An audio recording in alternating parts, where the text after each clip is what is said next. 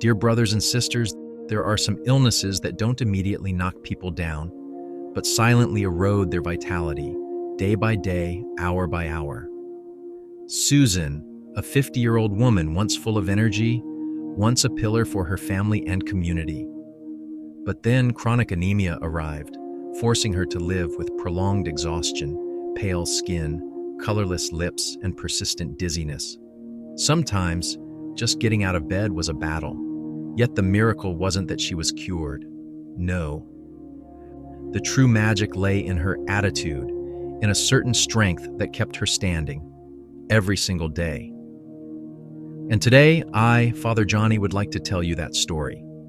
A story that isn't just about illness, but about a faith as solid as a rock, and a miracle that happened within the soul.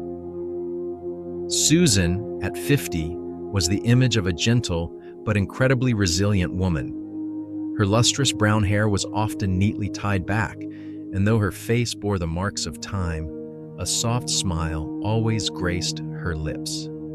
It was a tender smile, like the gentle light of early morning, warm, quiet, yet pervasive. Anyone who met Susan shared a common impression. She was a woman of action. In the past, every morning, she would be busy preparing meals for her husband, taking her young grandchild to school, then quickly heading to church to assist with volunteer work. Sometimes, she would even make time to visit lonely elderly people or help single mothers in the parish. Susan's presence always brought a positive energy, a tireless spirit of service. However, that weariness had now become a part of her, but no longer due to busyness. It stemmed from within her own body. In recent years, Susan had been diagnosed with chronic anemia, a condition where her bone marrow couldn't produce enough healthy red blood cells to carry oxygen throughout her body. What were the consequences? Nameless bouts of fatigue, dizziness every time she stood up from bed, skin gradually becoming pale and faded, breath growing shorter after every step up the stairs. From a nimble, active woman, Susan began to feel herself slow down, not due to age, but because her strength was eroding daily. Tasks that seemed simple, like grocery shopping, cooking, or even having a slightly longer conversation, left her breathless. Some days, just going out to the garden to tend a few small flower pots required her to sit down and rest several times. Yet, what people admired about her wasn't her physical state, but her spirit. Even when exhausted, she still smiled. Even when her eyes showed signs of fatigue, her voice remained gentle, full of faith. And that was the starting point of a woman's journey of faith, refusing to let her illness defeat her, but quietly seeking light amidst the deepening shadows of her weakening body. Some mornings for Susan, just getting out of bed was a battle. Her legs felt numb, her head spun, and her eyes blurred with fatigue. It felt as though her whole body was screaming, "Don't get up, just lie down." Yet, she would try, grasping the side of the bed, taking a deep breath, and telling herself, "Come on, Susan, just one more day." The exhaustion didn't hit like a sudden storm. It seeped in bit by bit, silently, persistently. It made her feel as if she were living in a heavy cloak, unable to take it off, unable to escape. Family and friends would often ask, "Susan, you look so pale lately. Are you okay? Are you tired? You look so weak." She would just smile, a forced yet gentle smile. "I'm fine, just a little tired." But truly, she was exhausted. Exhausted in both body and soul, because with each passing day, Susan realized more and more that no one truly sees the battles raging inside a person, especially when they're still smiling. She didn't blame anyone, nor did she complain. It was just that sometimes a sad question would surface in her heart. Can I ever live like before again? However, amidst those days that seemed to drain her vitality, Susan began to seek something else, not health, not medicine, but the faith to stand firm, even as her body steadily weakened. There were moments in the day when her strength seemed to vanish, and even her spirit teetered on the edge. Susan felt as if only a thin thread remained, holding her to life. That's when she would close her eyes, not to sleep, but to escape the weariness encompassing every cell in her body. In those moments, she didn't reach for medicine, nor did she wait for anyone to rescue her. She sought out a familiar place, a sanctuary of peace untouched by physical pain, her faith in God. Susan wasn't someone who only turned to God in times of suffering. Faith had been a quiet lifeline flowing within her since childhood. She grew up in a simple Catholic family where every morning began with her mother's prayers and every evening concluded with the flickering candlelight beside the crucifix. For Susan, prayer wasn't an obligation, it was the breath of her soul. It was whispering her deepest feelings. It was placing her hand on her chest, gently calling out, "Lord, please be with me." In her illness, those prayers weren't showy or long-winded, but filled with profound trust. And it was in her weakest physical moments that she felt God's presence more clearly than ever, gentle yet steadfast. Whenever sudden fatigue washed over her, like a silent wave consuming her weary body, or during long nights when anxiety about her illness pressed down on her mind like a stone, keeping her from sleep, Susan would quietly seek out a small corner in her peaceful home, often by the window where the soft afternoon light usually fell. She would close her eyes, no complaints, no grievances, just simply talking to God. She didn't need flowery words or formal prayers, just a soft sigh, a whisper light as the wind. "Lord, I'm a little tired today. Please give me a little more strength." Susan didn't ask for an instant miracle. She didn't demand something extraordinary. What she sought from God was the resilience to continue living kindly in pain, the gratitude not to forget that she was still loved, and peace in her soul, no matter the storms outside. Prayer for Susan wasn't about escaping reality. It was about stepping into reality with a heart refined in silence and in the love of the Creator. "Lord, I know you are always with me." That was the phrase Susan often whispered during challenging mornings or silent nights filled only with the ticking of the clock by her bedside. No need to shout, no need for lengthy explanations. Just a simple sentence, yet carrying all the surrender and trust from the depths of a woman walking amidst everyday weariness. "Grant me strength, enough to get through today," she prayed, her voice soft as a breath. "Grant me patience, so I don't lose peace amidst my body's limitations. And keep within me a flame of faith, even if it's just a faint light, but enough to guide my way, especially in my weakest moments." For Susan, prayer was no longer about requesting a healing miracle, but about asking for the grace to accept, to persevere, to be faithful. She didn't hope she would never feel pain again. She only asked to be stronger than the pain, to be braver than the fear, to be closer to God each day. And that created a quiet yet enduring miracle in Susan's life. Susan's prayers were never elaborate prose or flowery words.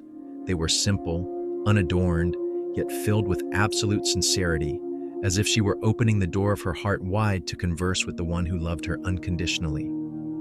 In those quiet moments by the window, her hand resting gently on her Bible, she didn't just pray for herself. She prayed for the doctors and nurses, those who tirelessly cared for her with all their hearts. She whispered, "Lord, keep their hands steady. Grant them clarity and compassion, so they may be instruments of your love in this world."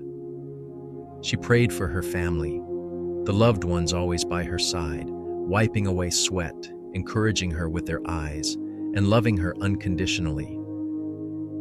"Lord, I thank you for placing me in their loving embrace.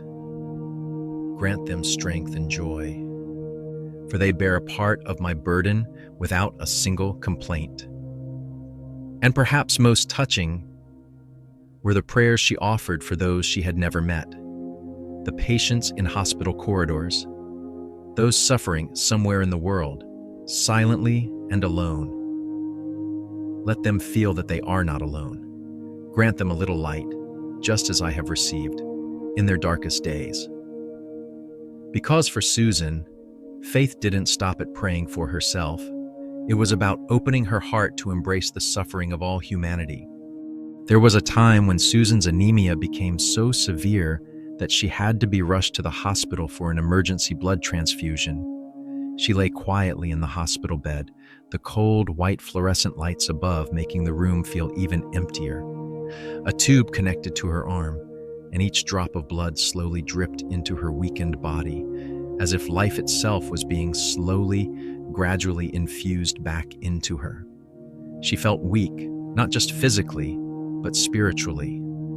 Around her were the footsteps of doctors, the gentle hum of machines, but inside, a quiet loneliness settled. A feeling of powerlessness arose, along with the fear of potential complications. It all felt like a silent, simmering undertow, threatening to submerge the small piece she clung to. And in that very moment, Susan closed her eyes, not to sleep, but to find her deepest sanctuary, prayer. From her weary mind, without needing to be carefully arranged, prayers flowed like a sacred stream. God, please protect me. Please be with me in this moment when I feel weakest. Grant me peace, not from test results, but from your gentle presence. I believe that if I must go through this trial, you yourself will hold my hand and lead me through. Susan was no longer afraid. The pain was still there. Nurses still moved about. The transfusion machine still dripped blood. But her heart was as peaceful as a calm river after a storm, because she knew she was not alone, never alone. Slowly, a warm sensation began to spread through her, as gentle as the morning sunlight filtering through the hospital window. No, the fatigue didn't vanish instantly. Her body still felt heavy, her eyes still watery, but something had changed. The anxiety in her heart gradually melted like mist, and the fear, which seemed to imprison her soul, suddenly softened. Susan felt as though an invisible hand was gently holding hers. It didn't appear in a distinct form, but its presence, she knew, was real.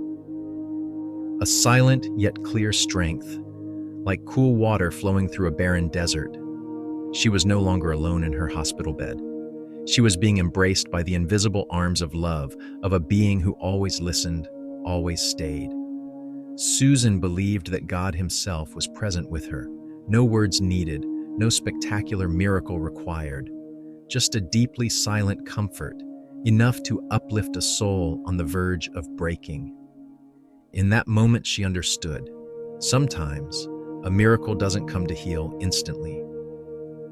Instead, it comes to keep our spirits from collapsing under pain, and to remind us that we are never walking alone. Anemia, a chronic illness that cannot be completely cured. But Susan, she didn't let that disease define her life. Instead of complaining, she learned to live with it, not just with the illness, but with her own limitations. No day was easy, but thanks to her morning prayers and unwavering faith, she took each step, gently yet steadily.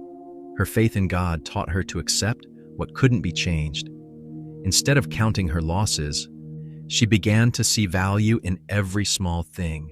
A hot cup of tea in the morning, a gentle glance from a loved one, a lone bird singing outside the window, a reminder that life is still beautiful. Each day, though a new challenge, was no longer a burden that brought her down. Instead, it was an opportunity to practice love, practice gratitude, and practice surrender. And that, in itself, created a miracle. Susan, the woman who once quietly battled exhaustion, now became a small lamp illuminating the hearts of others. She became an inspiration for those weary with illness, a reminder that the body may weaken, but the soul, if placed in God, will grow stronger day by day. Susan wasn't cured of her illness, but she was healed to live a life full of hope, peace, and meaning. Dear brothers and sisters, after listening to Susan's story, I believe each of us will have our own thoughts. Perhaps someone among us is quietly carrying a burden of pain, physical or spiritual. Perhaps someone is weary from days that haven't gone as planned. But do we dare to walk like Susan, not with strong legs, but with a steadfast heart of faith? For me, Father Johnny, what moved me most wasn't her illness, but the peace she found, not when she was cured, but when she learned to surrender. I realized that the greatest miracle isn't instantaneous healing, but when we can continue to live each day with gratitude and faith in God's presence. If you also felt something touch your heart today, then at this very moment, that story continues to live within each of us. Dear brothers and sisters, if Susan's story today has touched your heart, even just a little, please don't hesitate to like this video, leave a comment, and share it with those who need a ray of hope in their lives.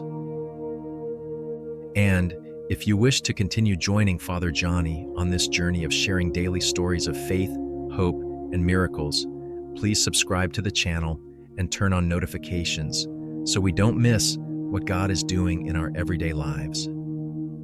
May God bless you today and forever.